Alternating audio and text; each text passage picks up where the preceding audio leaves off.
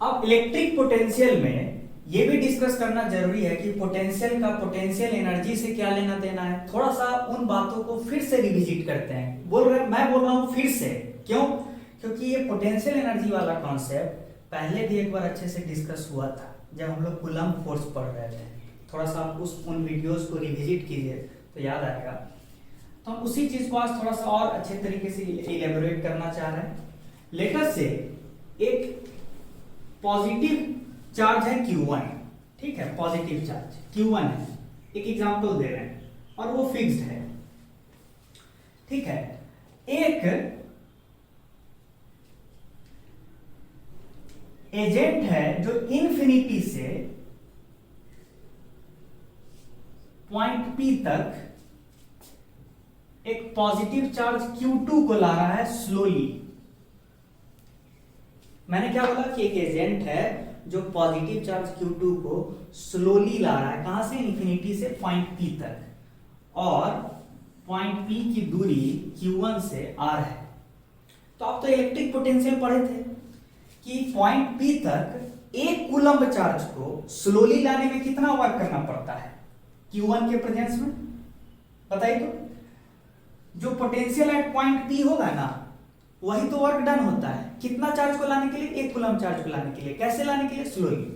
तो potential at point P होगा क्या? Q1 की वजह से क्या होगा? K Q1 by R। तो कायदे से बोला जाए कि अगर एजेंट एक कूलम्ब चार्ज को पॉइंट P तक लाता तो इतना वर्क करना होता, तो Q2 कूलम्ब चार्ज को अगर P तक लाया तो कितना वर्क करना पड़ेगा? Work done by agent to slowly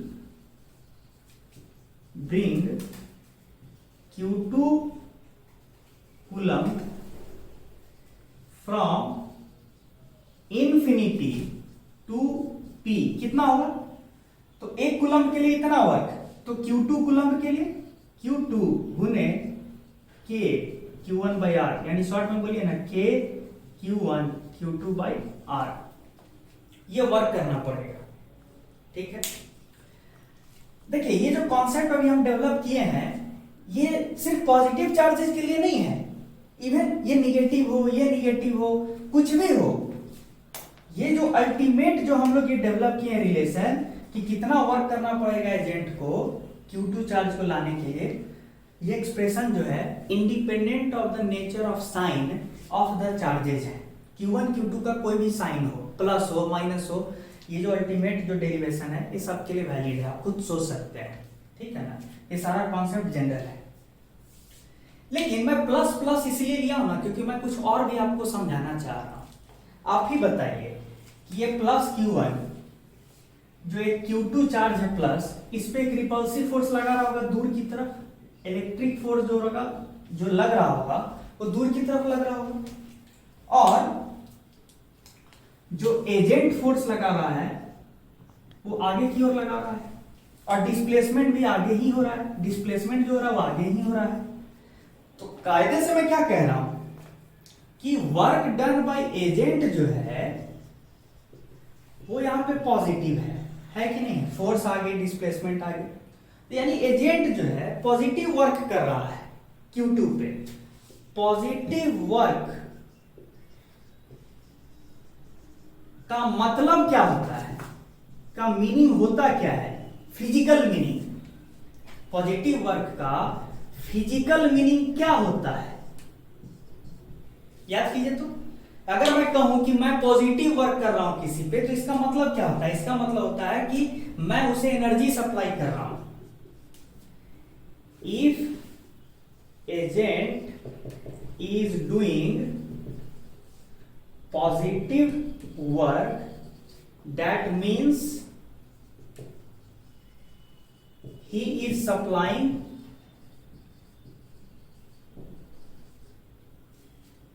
energy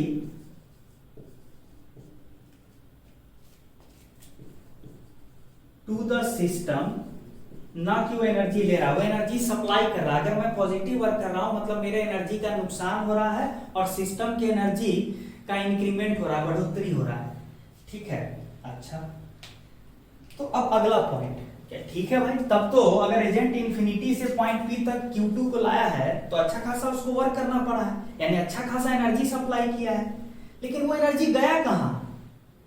क्योंकि चार्ज तो स्लोली लाया जा रहा है, तो उसके काइनेटिक एनर्जी में तो कन्वर्ट नहीं हुआ है। जो एनर्जी एजेंट ने दिया है Q2 को, वो तो उसको मिला नहीं काइनेटिक एनर्जी के फॉर्म में, वो तो स्लोली ही लाया जा रहा है। तो गया कहां?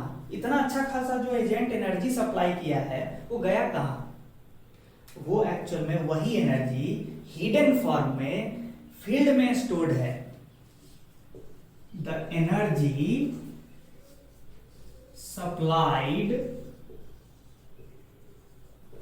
बाय द एजेंट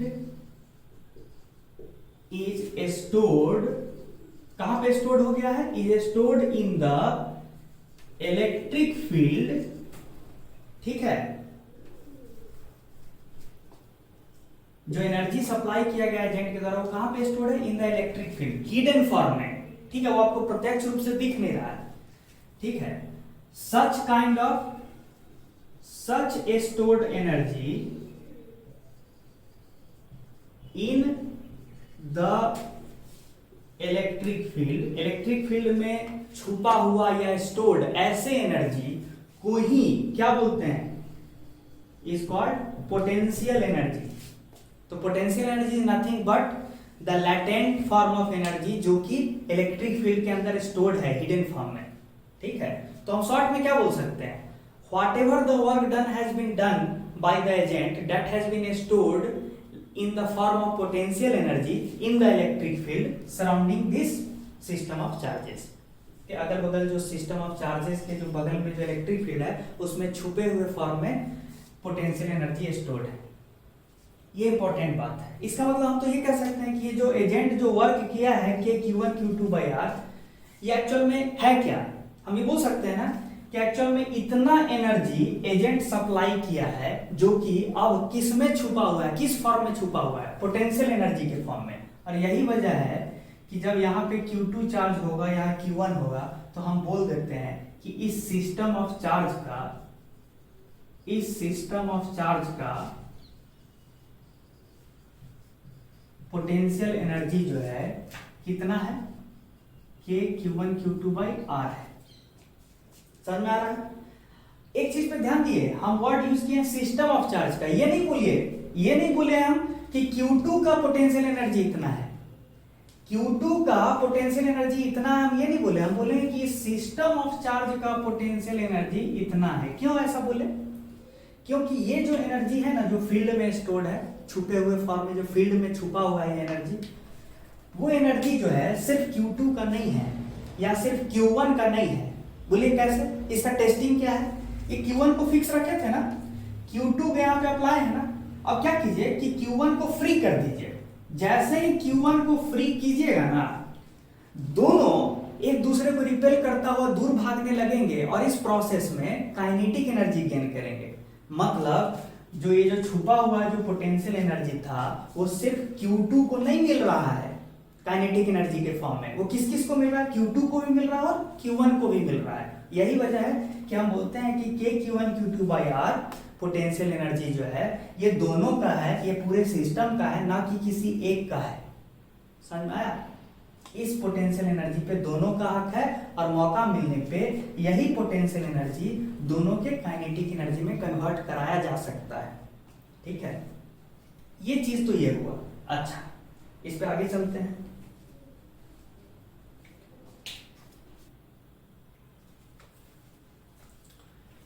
मतलब हम थोड़ा सा न्यूमेरिकली इस चीज को कैसे बोल सकते हैं प्रिसाइजली? देखिए कैसे बोलेंगे। ये Q1 है, फिक्स्ड इसलिए नहीं तो फिर ये मूव कर जाएगा ना, और ये पॉइंट P है और ये इंफिनिटी से Q2 चार्ज को ला रहे हैं स्लोली। आपने अभी अभी बोला था कि वर्क डन बाय एजेंट जो है, जो भी है, वो कहां छुप रहा है? फील्ड में। किसके फॉर्म में? पोटेंशियल एनर्जी के फॉर्म में। तो मान लीजिए कि जब Q1 और Q2 एकदम इंफिनिटी पे रहे होंगे, जब इंफिनिटी पे, उस समय जो Q1 Q2 का पोटेंशियल एनर्जी का कुछ वैल्यू होगा, मान लीजिए ले लेते हैं, let us say the potential energy of Q1 and Q2 when they are separated at by infinity, उसको ये बोलते हैं U infinity, potential energy of Q1 and Q2 when their separation is infinity। अच्छा, जब पॉइंट P पे हम ले आए हैं तो अच्छा खासा वर्क किया है, एजेंट वर्क किया है, उसकी वजह से हुआ क्या है कि सिस्टम का पोटेंशियल एनर्जी क्या हो गया है, बढ़ गया है। वर्क डन बाय एजेंट था कितना, K Q1 Q2 by R। इसका मतलब क्या हुआ कि potential energy of the system Q1 and Q2 at the location P infinity के तुलना में कितना ज्यादा है, इन्फिनिटी के तुलना में कितना ज्यादा होगा, K Q1 Q2 by R। ध्यान से सुनिएगा, अगर मैंने बोला कि Q1 और Q2 का पोटेंशियल एनर्जी U इन्फिनिटी है, कब, जब दोनों के बीच का सेपरेशन इन्फिनिटी है, और अब मैं अगर स्लोली चार्ज को P तक लाऊंगा तो अब नया पोटेंशियल एनर्जी होगा, तो कितने से बढ़ जाएगा, उतने से बढ़ेगा जितना extra amount of energy agent supply किया है। तो एजेंट कितना सप्लाई किया है, इतना, तो पहले जो एनर्जी था सिस्टम का उसमें हम इतना एनर्जी ऐड कर देंगे, जो एजेंट वर्क किया है उतना ऐड कर देंगे, तो नया पोटेंशियल एनर्जी होगा सिस्टम का, वो हो जाएगा U इन्फिनिटी प्लस दिस। और इसको कैसे लिखेगा, potential energy of the system, कौन सा सिस्टम, Q1 Q2 वाला सिस्टम, कब का, when their separation is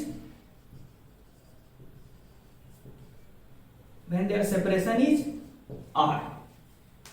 ये चीजें समझ में आ रहा है, ठीक है। अब देखिए कायदे से क्या है कि हमारे ऊपर है कि Q1 और Q2 अगर इंफिनिटी पे है तो उस समय उनका पोटेंशियल एनर्जी का वैल्यू क्या लिखे, क्योंकि ये आर्बिट्रेरी है, हम चाहें तो इस U इन्फिनिटी को 0 भी दे सकते हैं। कायदे से देखिए ना, जब दो चार्ज इन्फिनिटी पे रहेगा तो दोनों चार्जेस की वजह से कोई सिस्टम में पोटेंशियल एनर्जी नहीं है, समझ में आ रहा है। पोटेंशियल एनर्जी मतलब क्या होता है, एबिलिटी टू डू वर्क। अब दो चार्ज इन्फिनिटी पे तो दोनों एक दूसरे को अफेक्ट कर नहीं पाएगा, दोनों एक दूसरे को एनर्जी दे नहीं पाएगा, तो कोई इंटरैक्शन नहीं हो रहा है। तो कायदे से अगर आप चाहें तो potential energy of the system Q1 and Q2 at infinity, जब सेपरेशन इंफिनिटी हो तो 0 भी बोल सकते हैं, नहीं बोलिएगा तो कोई फर्क नहीं है भाई, मेरी मर्जी है ना कि मैं जानबूझ के बोल दूं कि यहाँ का पोटेंशियल एनर्जी, इंफिनिटी का पोटेंशियल एनर्जी 5 जूल है, जानबूझ के हम बोल रहे हैं, ठीक है। जैसे नहीं एग्जाम में ग्रेस मार्क्स मिल जाता है, जो 0 भी ला रहा है उसको 5 नंबर दे देते हैं, वैसे मान लीजिए कि जब दोनों चार्जेस इंफिनिटी पे हो तो हम बोल देते हैं कि लेटेस्ट से उस समय पोटेंशियल एनर्जी 5 जूल है, फर्क नहीं पड़ता। और एजेंट अगर 10 जूल वर्क किया है, एजेंट जो है 10 जूल वर्क किया है और पार्टिकल को यहां ले आया, तो उस लॉजिक से फिर potential energy of point P क्या कहलाएगा, 5 जूल प्लस 10 जूल 15 जूल। लेकिन कोई इससे फायदा, कोई ये नहीं हो गया कि आप कुछ नया चीज कर दिए, होगा क्या कि आप 5 जूल मानिए तब भी होगा क्या, इसको छोड़िए, इसको फिक्स ही रखिए, इसको छोड़ दीजिए, तो फिर रिपल्सन की वजह से दूर भागने लगेगा। जब ये Q2 इंफिनिटी पे पहुंचेगा ना, तो तब जो काइनेटिक एनर्जी मिलेगा Q2 को, वो अभी कितना मिलेगा, जितना एजेंट उसको एनर्जी दिया था, कितना, 10 जूल, ठीक है। ये 5 जूल का कोई मतलब नहीं है, एक्चुअल में मतलब किसका है, मतलब है कि एजेंट ने कितना वर्क किया है, वही वर्क डन काम का पोटेंशियल एनर्जी है, वही वर्क डन मौका मिलने पे काइनेटिक एनर्जी में कन्वर्ट होगा, ठीक है। ये चीजें था, ये थोड़ा सा कॉन्सेप्चुअली दिखाना चाह रहे थे कि हो क्या रहा है, और इसीलिए कन्वेंशनली जब तक मेंशन्ड ना हो, conventionally potential energy of a system of charge separated by infinite distance को हम लोग क्या मानते हैं, 0। और यही वजह है कि आप लोग क्या पढ़ते हैं कि potential energy of Q1 and Q2 at the point P, जब दोनों के बीच का सेपरेशन क्या है, R, तो आप सीधे क्या बोल देते हैं, K Q1 Q2 by R। ये आप जनरली पढ़ते हैं ना, कि दो चार्ज के बीच का सेपरेशन अगर आर हो तो दोनों के बीच का पोटेंशियल एनर्जी कितना होगा, के Q1 Q2 बाई आर। ये इसलिए पढ़ते हैं क्योंकि आप मान लेते हैं कि जब दोनों चार्जेज इन्फिनिटी पे है उस समय उसका पोटेंशियल एनर्जी जीरो है, और ये मानना सही भी है क्योंकि दूसरा वैल्यू लेके भी कोई बड़ा मतलब कि आप नया चीज नहीं बोलिएगा, अलग वैल्यू लेके भी कोई आप नया चीज नहीं बता पाएंगे, ठीक है, और उसका कोई मतलब भी नहीं है।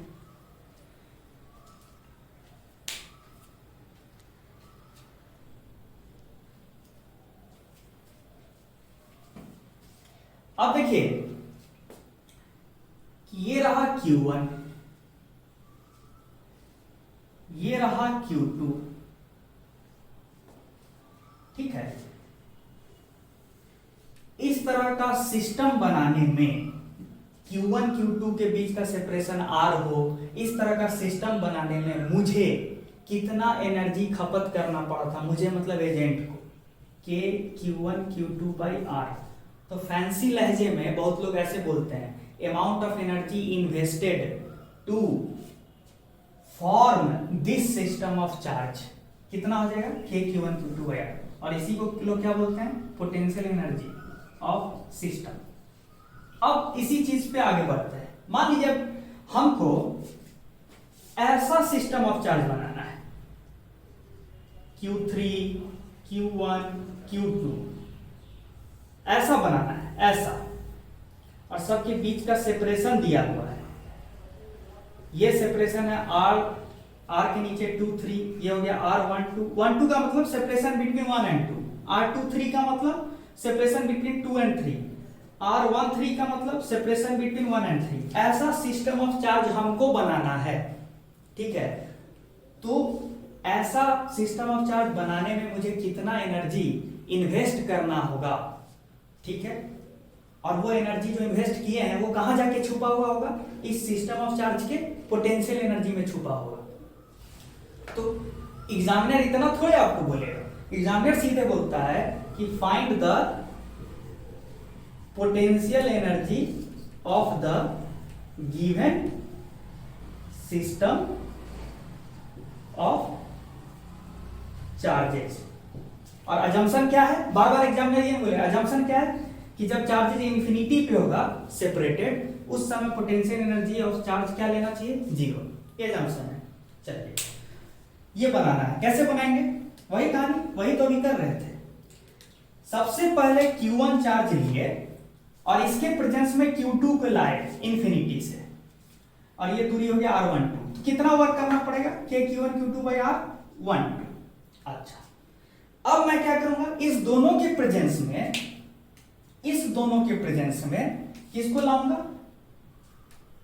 Q3 चार्ज को लाऊंगा इन्फिनिटी से।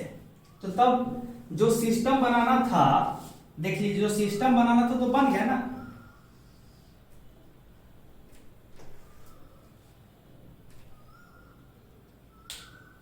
जो सिस्टम बनाना था, आप ध्यान दीजिए, वो तो बन गया। ये देखिए बना। तो हमने क्या किया, पहले Q2 को लाया तो इतना वर्क करना पड़ा, अब दोनों के प्रेजेंस में Q3 को लाया, तो बताइए तो Q3 को जहां पे लाए हैं वहां पे लाने के लिए हमको कितना वर्क करना होगा, याद कीजिए, कितना वर्क करना होगा, एक कूलम चार्ज को इस पॉइंट P तक लाने के लिए, जो पॉइंट P है यहां तक लाने के लिए कितना वर्क करना पड़ता है, जो पॉइंट P का पोटेंशियल है, कितना पोटेंशियल है, के Q1 बाई R1 3 प्लस के Q2 बाई R2 3, ये टोटल पोटेंशियल है पॉइंट P का। मतलब एक कूलम चार्ज को पॉइंट P पे लाने के लिए हमको इतना वर्क करना होगा, किसके प्रेजेंस में, Q1 Q2 के प्रेजेंस में। तो ये तो एक कूलम के लिए इतना वर्क करना होगा, Q3 कूलम को लाएंगे तो कितना वर्क करना होगा, work done by agent to bring slowly किसको, Q3 कूलम, कितना होगा, तो एक कूलम के लिए इतना, तो Q3 के लिए तो Q3 गुने Vp, यानी Q3 गुने K Q1 by R13 plus K Q2 by R23, ये क्या निकल के आया, के Q1 Q3 bye R13 plus के Q2 Q3 बाय R23। मतलब Q3 को यहां पे लाने के लिए हमको इतना वर्क करना होगा, इतना। अच्छा, और ऑलरेडी हम पहले जब Q2 को लाए थे तो इतना वर्क करना पड़ा था, तो टोटल वर्क कितना करना पड़ा हमको?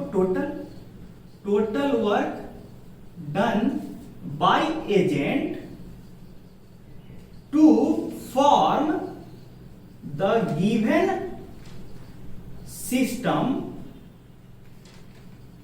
ऑफ चार्जेस का आंसर क्या होगा? बताइए क्या होगा आंसर? इस चीज का आंसर क्या होगा? आंसर होगा ये प्लस ये। आंसर होगा, देखिए, के Q1 Q2 बाई R, ये वर्क डन, प्लस के Q1 Q3 बाई, ये हो गया R12, ये हो जाएगा R13, प्लस नीचे लिख दीजिए के Q2 Q3 बाई R23। ये हो गया total amount of energy that must be invested by agent to form this system. इसी एनर्जी को जो इन्वेस्ट करना पड़ा है आपको, इसी एनर्जी को क्या बोल देते हैं? Potential energy of the given system. Potential energy of the given system. ये समझ में आया? ये समझ में आया?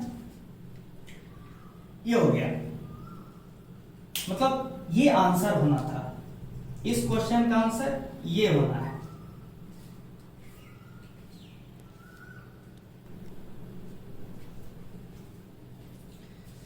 तो जो पिछला क्वेश्चन था उससे आप सीखे क्या? मेरा मेन मकसद आपको क्वेश्चन सॉल्व कराना तो नहीं था, आपको सिखाना क्या था कि जब किसी गिवन सिस्टम ऑफ चार्ज का पोटेंशियल एनर्जी लिखने कोई बोले, जब किसी गिवन सिस्टम ऑफ चार्ज का कोई पोटेंशियल एनर्जी लिखने बोले तो शॉर्ट में रिजल्ट क्या आया था कि पेयर बाय पेयर जितना रिजल्ट इस तरह का जो पेयर बन रहा था Q1 Q3 का pair divided by separation, plus दूसरा जो पेयर बन रहा था के Q1 Q2 का पेयर बन रहा था डिवाइडेड बाय देयर सेपरेशन, तीसरा पेयर क्या बन रहा था? Q2 Q3 का।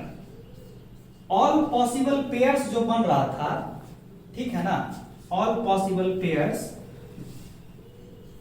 उन सारे पेयर्स के करस्पॉन्डिंग जो पोटेंशियल एनर्जी था उसी का तो सम हो गया ना, टोटल पोटेंशियल एनर्जी। तो आगे से तो आप डायरेक्ट ऐसे लिखिए, उतना थोड़े डिटेल में जाइएगा, तो समझने के लिए था ऐसे। अच्छा, तो जनरलाइज कैसे करें? तो 3 चार्ज था तो ऐसे किए, ठीक है। तो सारा पेयर का प्रोडक्ट ही ना लिखे डिवाइडेड बाय देयर सेपरेशन, तो इस चीज को जनरलाइज कैसे करें? हाँ, जनरलाइज मान लीजिए कि Q1 Q2 and so on करके nth चार्ज तक एक सिस्टम है। इस तरह के सिस्टम का हमको क्या लिखना है? पोटेंशियल एनर्जी, ठीक है। मान लीजिए यहाँ QI है, यहाँ QJ है, दोनों के बीच का सेपरेशन RIJ है। तो बताइए तो पोटेंशियल एनर्जी इस तरह के सिस्टम का कैसे लिखे? तो देखिए शॉर्टकट बता रहे हैं, शॉर्टकट एकदम।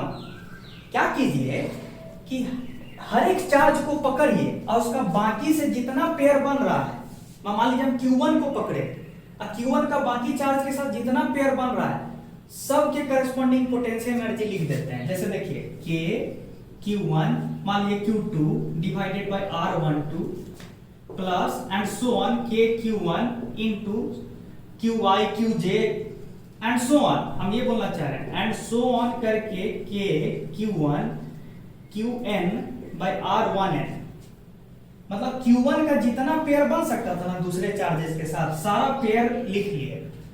फिर क्या करेंगे आप? दूसरे चार्ज पे जाएंगे Q2 को, और Q2 का बाकी के साथ जितना पेयर बनेगा वो लिख लेंगे, यानी K Q2 Q1 by R12 plus K Q2 and वैसे ही सो ऑन करके, सो ऑन करके K Q2 Qn by R 2n। ठीक है, फिर किसको पकड़ेंगे? तीसरे चार्ज को, उसका जितना पेयर बनेगा सब लिख लेंगे। लेकिन दिक्कत क्या हो गया यहाँ पे? तरीका तो आसान लगा, लेकिन दिक्कत ये हो गया है कि पहला Q1 को जब आप पकड़े थे ना, तो Q1 का एक पेयर बना दिए थे K Q1 Q2 by R12। फिर जब Q2 पे गए थे तो फिर आप Q1 के साथ पेयर बना दिए, जबकि ये जो K Q1 Q2 by R12 होता है, ये तो सिस्टम ऑफ चार्ज का एनर्जी होता है। Q1 Q2 दोनों सिस्टम का एनर्जी है ना, तो आप दो बार नहीं ना काउंट कर सकते हैं, एक ही बार ना एनर्जी लिखिएगा। ठीक है, ये जो K Q1 Q2 by R12 है, ये Q1 Q2 का कंबाइंड एनर्जी है, तो आप दो बार नहीं ना सेम एनर्जी को लिखिएगा। तो आपसे गलती क्या हो जाएगा इस तरह के मेथड में, कि आपको हर टर्म जो आएगा ना, हर टर्म कॉम्बिनेशन ऑफ जो टर्म आएगा वो दो दो बार रिपीटेड आएगा। तो कोई दिक्कत नहीं, जब आपको पहले से पता चल गया कि ऐसा ऐसा हर टर्म दो दो बार आएगा, तो क्या कीजिए शॉर्ट में कि summation of K Qi Qj by Rij, her possible pair का इस तरह का समेशन निकाल लीजिए, लेकिन बाद में क्या कर दीजिए? आधा कर दीजिए। क्यों? क्योंकि हर एक टर्म दो बार कैलकुलेट हो गया। इस सबसे सिंपलेस्ट तरीका है to give the potential energy of a system of n charges. ठीक है, और ऑफ कोर्स ये एक जनरल रिजल्ट है। ठीक है, ये सबको समझ में आया?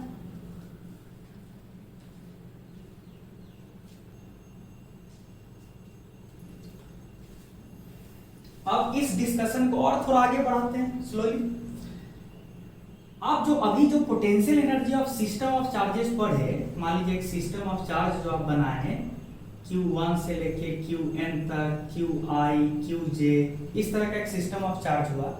इसका जो पोटेंशियल एनर्जी आप जो बोले, इस तरह के पोटेंशियल एनर्जी को कुछ लोग ऐसे भी लिखते हैं, इंटरैक्शन पोटेंशियल एनर्जी। अब बोलेगा काहे ये वर्ड है?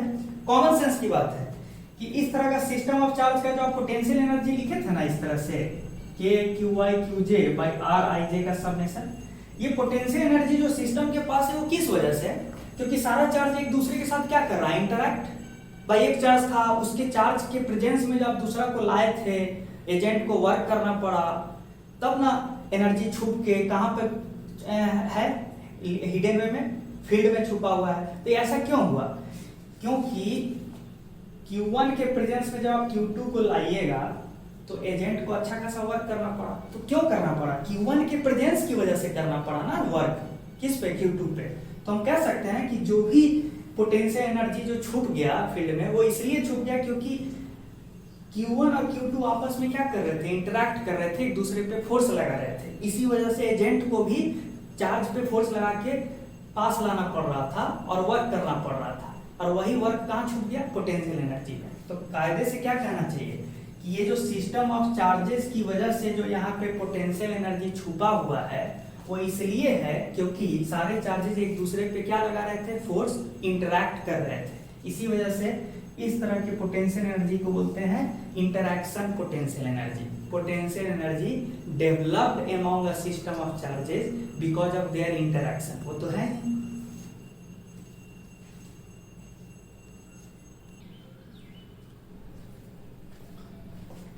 अब एक सिचुएशन को डील करते हैं।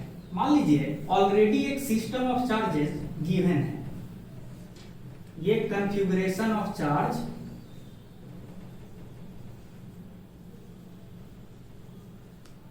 दिया हुआ है अप टू Qn, Q1 से लेके ये Qi, ये Qj एंड सो ऑन, ये दिया हुआ है। अब देखिए इसके प्रेजेंस में, अब देखिए एक दूसरा चार्ज है, लेटर से कैपिटल Q जो इंफिनिटी पे है। ये सिस्टम ऑफ चार्जेस हुआ, इसके प्रेजेंस में एक कैपिटल Q चार्ज है जो अभी इंफिनिटी पे है, इंफिनिटी पे। ठीक है, अगर इस तरह के ये जो टोटल सिस्टम हुआ, ये टोटल, अगर ये पूरे सिस्टम ऑफ चार्ज का कोई पोटेंशियल एनर्जी मांगे तो आप क्या बोलिएगा कि ये Q तो इंफिनिटी पे है, कैपिटल Q, तो वो तो कोई इंटरेक्ट कर ही नहीं पाएगा इससे। तो कैपिटल Q और रिमेनिंग चार्ज के बीच कोई इंटरेक्शन नहीं है, तो उसके और इसके बीच का कोई इंटरेक्शन पोटेंशियल एनर्जी नहीं है, zero interaction potential energy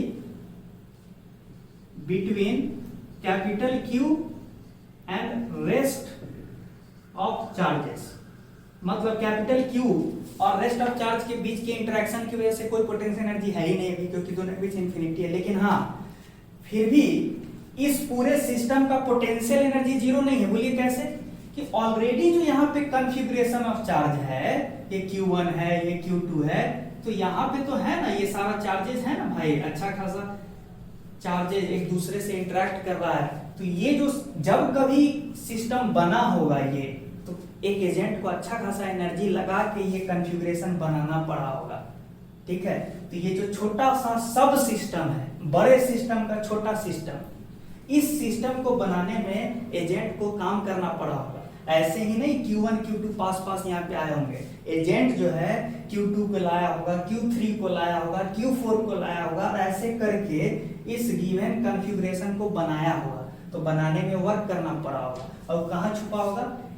potential energy में। इनफैक्ट पूरा नाम बोलना चाहिए इंटरैक्शन पोटेंशियल एनर्जी, और उसका आप जानते हैं वैल्यू के QI QJ बाई RIJ।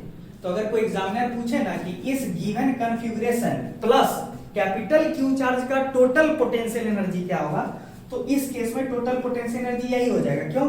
क्योंकि interaction potential energy between capital Q and rest of the charges zero है, तो सिर्फ यही हो गया पोटेंशियल एनर्जी किसका? इस पूरे सिस्टम का। अच्छा, अब क्या किया हम जानबूझ के कि इस कैपिटल Q को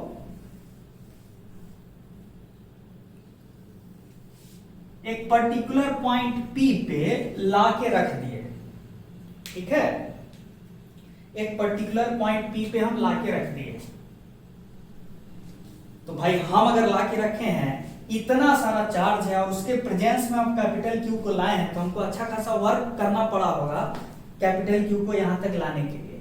तो हम वर्क किए हैं, तो एनर्जी इन्वेस्ट किए हैं। वो एनर्जी कहां छुपा होगा?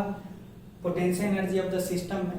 तो कायदे से पहले ऑलरेडी इतना था potential energy of the system, इसकी वजह से, और ऊपर से ये भी आ गया है पास में, तो और पोटेंशियल एनर्जी क्या हो गया होगा? में इंक्रीमेंट हुआ होगा, ठीक है ना, चेंज तो आया है ना कि, तो अब नया पोटेंशियल एनर्जी कितना होगा? तो इतना प्लस समथिंग। वो समथिंग क्या है? तो जो हमको वर्क करना पड़ा, कितना करना पड़ा होगा? पॉइंट P पे एक कूलम चार्ज अगर हम लाए होते इंफिनिटी से, तो जो वर्क करना होता वही पोटेंशियल है। लेकिन हम एक कूलम तो नहीं लाए हैं, कितना लाए हैं? Q coulomb. तो Q कूलम को लाने में कितना वर्क करना पड़ा होगा? कैपिटल Q गुने पोटेंशियल ऑफ पॉइंट P। अच्छा, पोटेंशियल ऑफ पॉइंट P होगा कितना? तो देखिए पोटेंशियल ऑफ पॉइंट P होगा कितना? सारे चार्जेस की वजह से यहां पे पोटेंशियल लिख लेंगे, प्रिंसिपल ऑफ सुपरपोजिशन। मान लीजिए पॉइंट P और 1 के बीच का दूरी है R1, उसी तरीके से ith और P के बीच का दूरी है Ri, nth चार्ज और P के बीच का दूरी है Rn। तो फिर सारे चार्जेस की वजह से P पे पोटेंशियल कितना होगा? K Q1 by R1 plus K Q2 by R2 and so on करते हुए plus K Qn by Rn। तो एजेंट को कैपिटल Q को P तक लाने में इतना वर्क करना पड़ा है। तो ये वर्क कहां छुप गया है? यही हिडन फॉर्म में छुप गया है, फील्ड में, पोटेंशियल एनर्जी के फॉर्म में। तो ऑलरेडी इतना फील्ड में एनर्जी स्टोर था इसके होने की वजह से, ये याद कीजिए। और साथ में आप एक्स्ट्रा इतना वर्क करके और एक्स्ट्रा एनर्जी फीड कर दिए फील्ड में, तो टोटल पोटेंशियल एनर्जी क्या माना जाएगा? Total potential energy of the system.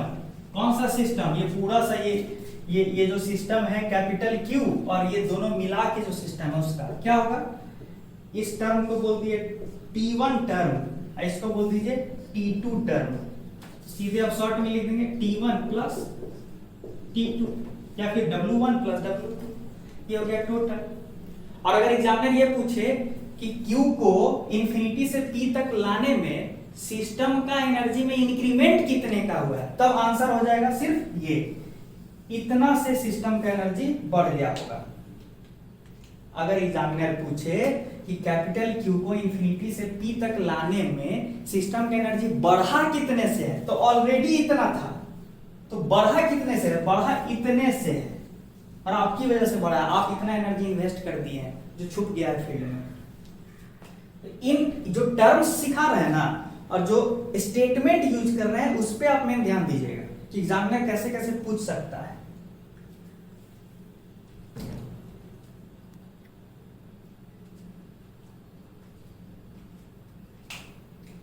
देखिए ये पोटेंशियल वर्ड तो थोड़ा सा ना फिलोसफिकल वे में भी थोड़ा देख लेते हैं। जैसे मान लीजिए एक पॉजिटिव चार्ज Q1 है, ठीक है, और इसके प्रेजेंस में हम एक पर्टिकुलर पॉइंट P पे एक कूलम पॉजिटिव चार्ज को स्लोली लाएंगे और कुछ वर्क करना पड़ा तो आप उसको बोल दीजिए पोटेंशियल ऑफ पॉइंट P।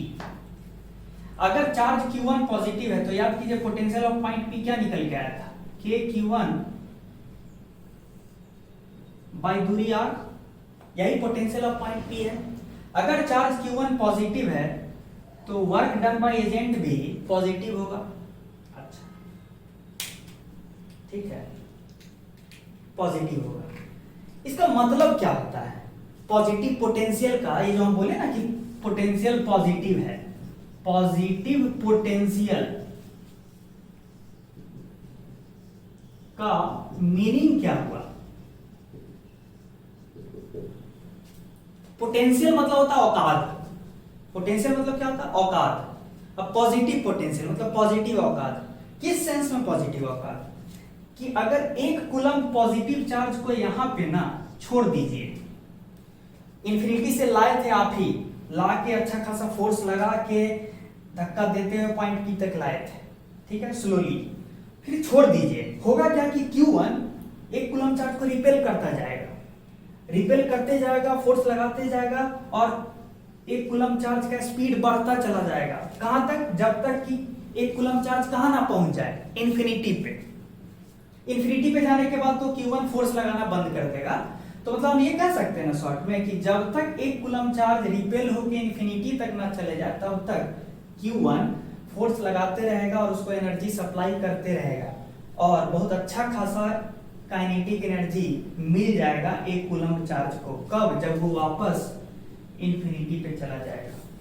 तो कहने का मतलब जितना ज्यादा पॉइंट P का पोटेंशियल होगा, मतलब जितना ज्यादा एजेंट को वर्क करना पड़ा होगा एक कूलम चार्ज को P तक लाने में, उतना ही एनर्जी एक कूलम चार्ज को छोड़ दीजिएगा तो उतना ही एनर्जी एक कूलम चार्ज को मिल जाएगा काइनेटिक एनर्जी के फॉर्म में। कब? जब ये रिपेल होके फिर इंफिनिटी पे चला जाएगा। मतलब कि the more is the potential of point P, the more is the ability of unit positive charge to gain kinetic energy, ठीक है ना, when it ultimately reaches infinity due to repulsion by Q1। तो मतलब क्या बोलेगा short में कि high potential of point P का मतलब होता है कि वहां पे रखे हुए एक कूलम चार्ज का औकात बहुत ज्यादा है टू गेन काइनेटिक एनर्जी।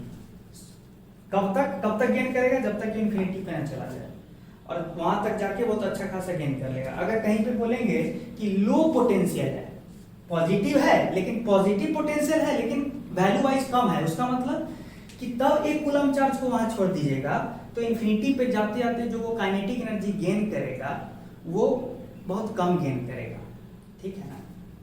ये हुआ पॉजिटिव पोटेंशियल का मतलब, ठीक है।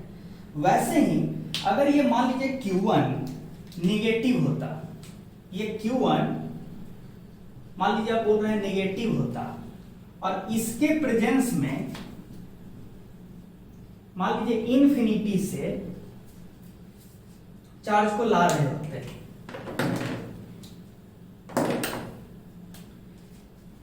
पॉइंट P पे, आप ही बताइए कि +1 coulomb charge negative Q1 electric force किधर लगेगा, अट्रैक्टिव होगा, खींचेगा, और लाना स्लोली है तो एजेंट किधर फोर्स लगाएगा, पीछे, और तब पॉइंट P तक लाना है। इस केस में बताइए एजेंट को कैसा वर्क करना पड़ेगा, एजेंट पीछे फोर्स लगा रहा है, डिस्प्लेसमेंट आगे करवाना है, तो इस केस में वर्क डन बाय एजेंट जो होगा that is potential of point P जो होगा वो क्या होगा, नेगेटिव होगा। नेगेटिव नहीं होगा, नेगेटिव वर्क डन हो रहा है ना एजेंट के द्वारा। तो मतलब निगेटिव चार्ज के प्रेजेंस में अगर 1 कूलम पॉजिटिव चार्ज को लाइएगा पॉइंट P तक तो आपको नेगेटिव वर्क करना पड़ेगा। What is the meaning of negative work? Positive work का मतलब था कि हम एनर्जी दे रहे हैं, नेगेटिव वर्क का मतलब होता है कि हम एनर्जी दे नहीं रहे हैं, हम उल्टा सिस्टम से एनर्जी ले रहे हैं। फील्ड में जो छुपा हुआ एनर्जी है उसको हम ले रहे हैं, ठीक है। तो मतलब निगेटिव चार्ज के प्रेजेंस में पॉइंट P का पोटेंशियल नेगेटिव है, और नेगेटिव पोटेंशियल का मतलब होता है, नेगेटिव पोटेंशियल का मतलब जो होता है कि हम एनर्जी दिए नहीं है बल्कि एनर्जी ले लिए हैं, ठीक है। उसका औकात हम बढ़ाए नहीं है। पिछला केस में क्या हुआ था कि हम औकात बढ़ा दिए थे, जब चार्ज को इन्फिनिटी से ला के P पे रख दिए थे ना, तो 1 कूलम चार्ज का औकात बढ़ गया था। क्या चीज गेन करने का, काइनेटिक एनर्जी। क्यों? क्योंकि ये रिपेल करेगा और फेंक देगा उसको, ठीक है। लेकिन अब हुआ है उल्टा, इसको हम पकड़ के ऐसे लाए कि स्लोली आए, फोर्स उल्टा लगा दिया हम। अगर हम नहीं लगाए होते ना फोर्स तो अपने आप ही ये निगेटिव चार्ज उसको खींच के अच्छा खासा काइनेटिक एनर्जी दे देता। कब? जब पॉइंट P पे 1 कूलम चार्ज पहुंच रहा होता। इन्फिनिटी से 1 कूलम चार्ज को ये खुद निगेटिव चार्ज खींच के पॉइंट P तक ले आता और भी अच्छा खासा काइनेटिक एनर्जी के साथ ले आता, अगर एजेंट फोर्स नहीं लगाया होता। यहाँ ये हो रहा है। तो हुआ क्या है कि आपने उसको एनर्जी लेने ही नहीं दिया। किसको? 1 कूलम चार्ज को। उल्टा आपने जो उसको एनर्जी मिला होता बेचारे को, काइनेटिक एनर्जी, वो एनर्जी भी छीन लिया। आपने नेगेटिव वर्क करके 1 कूलम चार्ज पे नेगेटिव वर्क करके जो एनर्जी मिला होता 1 कूलम चार्ज को, उस एनर्जी को भी छीन लिया, ठीक है। नेगेटिव पोटेंशियल का यही मतलब होता है कि मतलब आपने उसका औकात बढ़ाया नहीं, आपने 1 कूलम चार्ज का काइनेटिक एनर्जी गेन करने का औकात बढ़ाया नहीं बल्कि उल्टा घटा दिया, जब आप स्लोली यहाँ पे पॉइंट P तक 1 कूलम चार्ज को लाए हैं।